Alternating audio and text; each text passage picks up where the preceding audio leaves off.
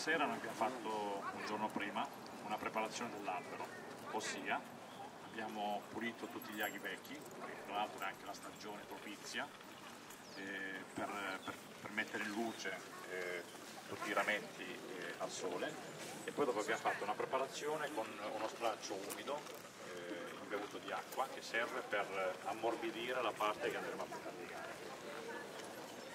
Donc hier soir on a préparé cet arbre, on a des aiguillets, c'est-à-dire on a enlevé toutes les vieilles aiguilles pour amener le soleil à l'intérieur de l'arbre pour que les petites branches aient accès au soleil. Et aussi on a mis un torchon humide, comme vous pouvez voir, qui permettra, qui permet au bois de devenir beaucoup plus ductile, quoi, plus travaillable, più facilmente travaillable. Adesso con l'aiuto di un mio studente, Francis, andremo a togliere questo tessuto e cominceremo a posare una particolare juta che ci aiuterà per la piega dell'albero senza danneggiare l'albero. Alors maintenant, avec mon élève Francis, on va enlever les tissus humides et à la place on va poser une jute mouillée qui nous permettra après de procéder au pliage. Noi abbiamo scelto appositamente un albero francese. On a exprès choisi un arbre français. In tutto il mondo in questo momento la Francia è molto conosciuta, cioè l'albero più rappresentativo che c'è in Francia è il pino silvestre. Dicono che i più bei silvestri al mondo sono in Francia. Donc on a choisi cet arbre exprès parce que la France est représentée partout dans le monde par les pins sylvestres. C'est le pin sylvestre qui est, la France est reconnue comme le pays qui a les meilleurs pins sylvestres. È anche rappresentata da quella meraviglia che vedete lì, la Tour Eiffel. E quindi a me piaceva anche questa idea, questa sorta di contrasto che c'è fra la metropoli, quindi fra qualcosa fatto dall'uomo in ferro e in acciaio, e l'albero che invece è natura. Donc l'autre chose qui caractérise la France à l'étranger, c'est la Tour Eiffel. Et j'aime beaucoup cette idée de confronter la métropole avec les créations de l'homme, comme la Tour Eiffel qui est faite d'acier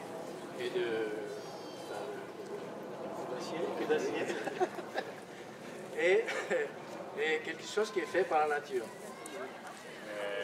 Io penso sempre che, io sono appassionato di arte, ho sempre avuto questa pazzia quando ero piccolo, sono sempre stato interessato a tutto ciò che è artistico, e mi piace la scultura, mi piace la pittura, mi piace il cinema, mi piace la fotografia, mi piacciono tutte le arti, ma io penso che il bonsai ha qualcosa di particolarmente importante che le altre arti non hanno, ha una quarta dimensione, e la quarta dimensione è il tempo, cosa che invece le altre arti non hanno. Donc j'ai toujours été intéressé par l'art en général, le cinéma, la sculpture, la peinture, l'architecture. Et les bonsaïs aussi m'intéressent parce que c'est un art qui pour moi a une quatrième dimension, celle du temps. Et toutes les autres arts n'ont pas cette dimension-là. Tutte le arti hanno sensualità, creatività, immaginazione. Ci vuole questa sensibilità, e la stessa cosa vale per il bonsai, perché molti non lo sanno, però il bonsai è arte a tutti gli effetti, e fare un albero è come dipingere un quadro, è come fare una scultura, come fare una bellissima fotografia, per cui cogliere l'attimo creativo delle cose, e io trovo che fare un albero dà le stesse emozioni di qualunque altra arte. Dans tous les arts, il faut de la sensibilité et de la créativité. Et créer un bonsaï, c'est aussi la même chose. Il faut de la sensibilité et de la créativité. Et ce qu'il faut cueillir, c'est comme créer aussi une peinture ou faire une belle photo. C'est la même chose avec les bonsaïs. Il faut cueillir créativement ces moments précis où on est devant l'arbre pour le créer. Per il bonsai è un po' la stessa cosa, cioè io sento questa adrenalina che sale, cioè, sento questo nervosismo e questo nervosismo bisogna poi dopo trasmetterlo in creatività, perché è vero che io l'albero l'ho visto, l'ho cercato di studiare prima, ma nonostante questo ho visto che l'albero comunque ha dei problemi, anche delle difficoltà e quindi c'è sempre, come si può dire, tu ti metti in gioco nel momento in cui tu cerchi di fare un lavoro artistico. Donc devant cet arbre, l'adrénaline monte. Je l'ai bien étudié, je l'ai ausculté déjà, j'ai regardé de tous les côtés. Et j'ai vu aussi ses défauts. Et donc à partir du moment où on se met devant l'arbre qu'on va avoir le moment créatif qui va se déclencher. Io dico sempre che l'albero è un po' lo specchio dell'anima, cioè nel senso che quando un artista bonsai è a casa spesso può fare delle cose, degli alberi molto tormentati, ma può fare degli alberi che invece sono molto tranquilli. Questo dipende un po' dal suo stato di animo, per cui lo stato di animo si riflette sull'albero. E questo è molto importante perché dà quell'input particolare per far apprezzare una cosa come un'opera d'arte o come un lavoro, come si può dire, un lavoro così così. Quand on est chez soi, on peut, enfin, les bonsaïs, c'est le miroir de l'âme, pour moi. Parce que quand on est chez soi, on peut, selon son humeur, créer un bonsaï en fonction de l'humeur qu'on a. Et cette humeur peut se retrouver, évidemment, sur l'arbre, après. Che puoi fare degli alberi, cioè avendo appunto questo, se tu sei una persona tormentata in quel momento puoi fare degli alberi tormentati. Si dans les moments où tu crées, tu te sens in una situazione di serenità, di solito ti piacciono degli alberi più sereni. Très probablement, quand tu crées ton arbre chez toi, si tu as à l'intérieur des tourments, des problèmes, ça peut se ressentir aussi sur l'arbre. Comme si tu vas créer peut-être un arbre un peu plus tourmenté. Alors que si tu es beaucoup plus rapacifié avec toi-même, ça sera peut-être un arbre plus doux, plus harmonieux. E penso che l'arte nasce da questo, da questi piccoli momenti. C'è anche dei momenti di grande difficoltà in cui una persona non sta molto bene, cioè può creare dei grandi capolavori. Oppure nei momenti in cui c'è grande serenità può creare dei grandi capolavori perché è una situazione di serenità per cui riesce a vedere le cose in maniera molto più chiara, molto più, delle volte anche più razionale, però allo stesso tempo c'è questa parte esplosiva che è la creatività. Donc l'important c'est de créer, de se laisser porter par l'input, il parle de l'input créatif quoi. C'est par ça qu'il faut se laisser porter. Qu'on soit avec un moral bas ou un bon moral personnel, peu importe, parce que l'arbre, de toute façon, il sortira, d'une manière ou d'une autre, il sortira. Mais ce qui est important, c'est de laisser aller à l'input creatif. Cioè, io penso che io veramente in questo momento ho un'esplosione nella mia anima incredibile, perché forse molti non recepiscono, però non riescono a capire appieno quello che è. Io faccio bonsai da 30 anni, sempre appassionato di arte, riuscire ad arrivare a fare una dimostrazione nel mio lavoro, nella cosa che io amo, davanti a un monumento così importante, è qualcosa di veramente incredibile, cioè qualcosa che veramente ti dà un'emozione, un'adrenalina veramente incredibile, cioè ti tocca veramente. Je voudrais vous faire part du fait que je suis extrêmement touché par le fait de créer actuellement un bonsaï dans le cadre comme ici, quoi, devant la tour Eiffel. Quoi. Je suis extrêmement ému et en même temps, je suis, comment dire, l'adrénaline est montée beaucoup. Mais bon, je voudrais vous faire part de ces sentiments. Je suis inondé des sensations, quoi, des sentiments. Bonjour à tous. Donc je me présente, je suis David Mignot, président de l'école européenne du bonsaï France. Et je vous présente aussi Soli Rosanne, qui est la présidente du bonsaï mondial et la présidente pour la partie nord-américaine pour le bonsaï aux États-Unis. Donc je vais lui passer le micro afin qu'elle parle de Salvatore, puisqu'elle connaît Salvatore parfaitement. Merci. Merci beaucoup. Je suis enchantée d'être ici, dans ce lieu magnifique, la Tour Eiffel.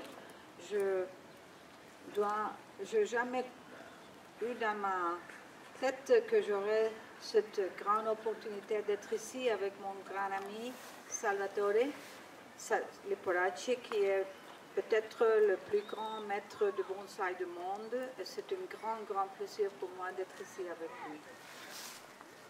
Merci beaucoup, merci. Bon, je vais présenter mon école en France et aussi mes élèves, mais je suis désolé parce que mon français n'est pas très bon, alors je fais en italien avec l'aide Lino Pepe. Allora, io voglio presentare la mia scuola in Francia attualmente ha 9 sessioni, ha avuto 9 sessioni, è stata la prima scuola in Europa e nel mondo che ho avuto, per cui io ho come si può dire, ho un legame particolare con la Francia, quindi ci tenevo in maniera particolare di fare questo evento che stiamo facendo, questa idea che è venuta di fare delle dimostrazioni nei luoghi importanti nel mondo. Abbiamo iniziato con la Piramide del Sud in Messico e continuerà con la Tour Eiffel. Je vais vous présenter mon école en France. Actuellement, l'école se compose de 9 sections et je tenais particulièrement à être présent ici parce que la France est le premier pays dans lequel j'ai eu une école à l'étranger par rapport à l'Italie.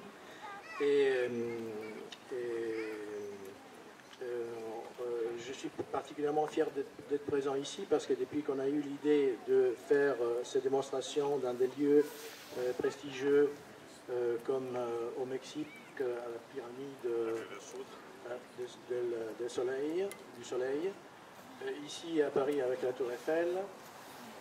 Continueremo con altri luoghi, il prossimo dovrebbe essere il Colosseo in Italia, e poi dopo ci sarà già programmato Corcovado, molti lo conoscono come Pan de Sucre, Corcovado a Rio de Janeiro. E la cosa che mi premeva è che io volevo coinvolgere i miei studenti francesi, in quanto, come dicevo prima, sono molto legato alla Francia. Per me è stato veramente un grande aiuto perché è stata la prima scuola montata nel mondo, è stata quella che veramente ha dato un grande input perché le mie scuole avessero successo nel mondo. Donc les manifestations suivantes se dérouleront au Colisée et il y a aussi les Corcovado à Rio de Janeiro qui est prévu. Mais je tenais plus particulièrement à présenter aussi les élèves de l'école française parce que, comme j'ai dit tout à l'heure, la France est le premier pays où mon école s'est développée à l'étranger et je suis fier d'être ici pour vous les présenter. E poi sono molto fiero, come dicevo, dei miei studenti, sono anche molto fiero del presidente della scuola che veramente sta facendo tantissimo per questa scuola. E grazie a questo gruppo dirigenziale in questo momento abbiamo avuto la possibilità di avere il permesso speciale per poter lavorare sul monumento di questo calibro, che è veramente un'immagine veramente importante per tutto il mondo. E poi dopo il mio grande piacere, il mio grande onore è quello di avere un'amica e anche un personaggio veramente importante. Io ho sempre detto che Solita è come il Papa nel bonsai. Cioè veramente un personaggio importantissimo e per me è un grande onore averlo al mio fianco, veramente mi emoziona la cosa per un grande piacere. Donc je suis particulièrement heureux d'être avec mes élèves ici et plus particulièrement avec le président de l'école française parce que par leur travail, en quelque sorte, plus particulièrement celle du président, le travail du président, on a eu la possibilité de travailler ici, d'être présent dans ce lieu aussi prestigieux.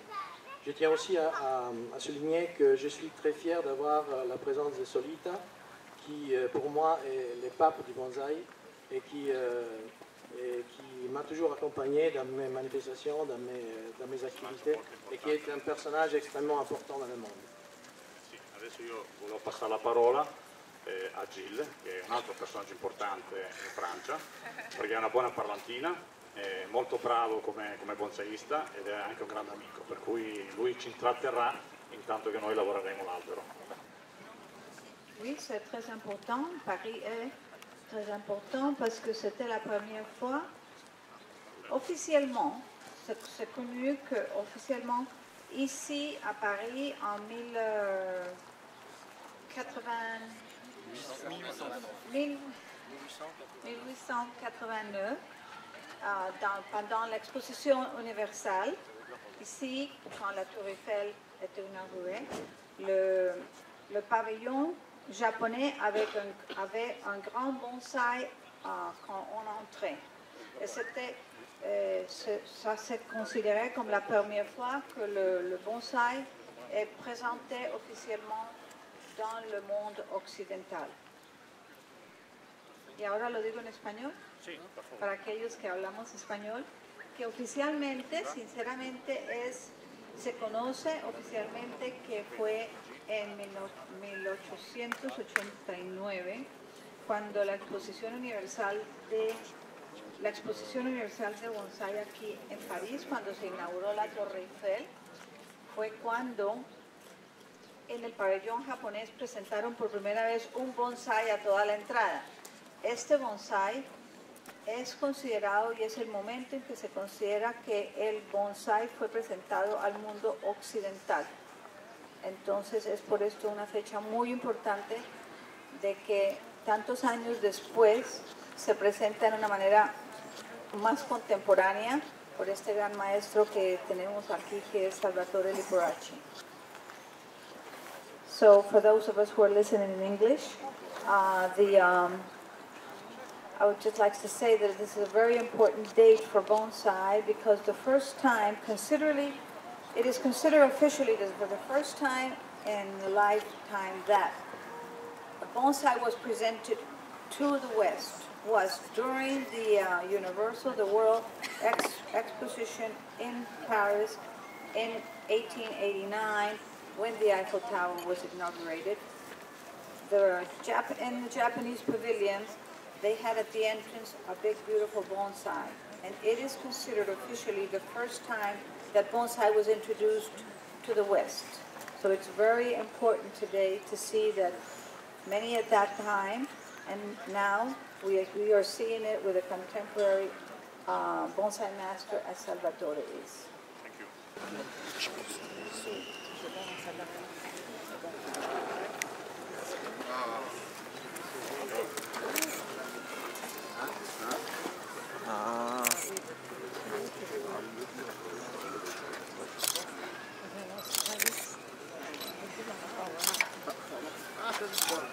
Alors, on laisse une petite place après.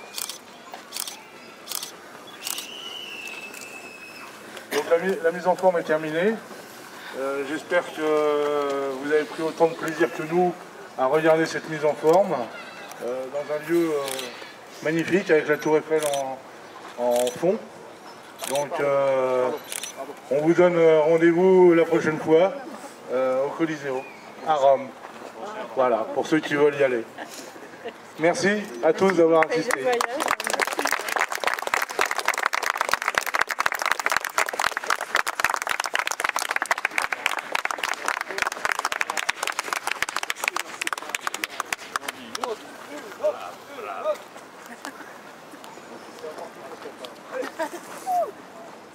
On n'a pas un deuxième là, hein? Un deuxième art, on met ça. L'année prochaine, on dit bien au même endroit. Oui, on va. Allez, oui. Ah bah oui.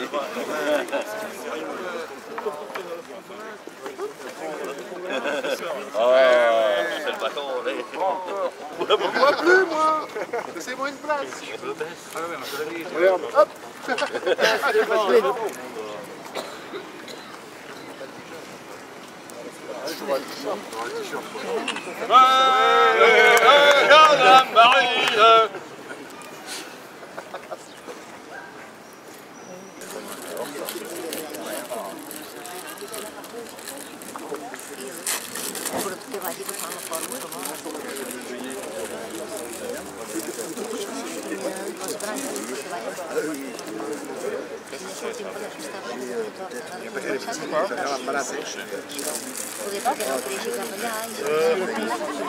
Salvatore. Salvatore.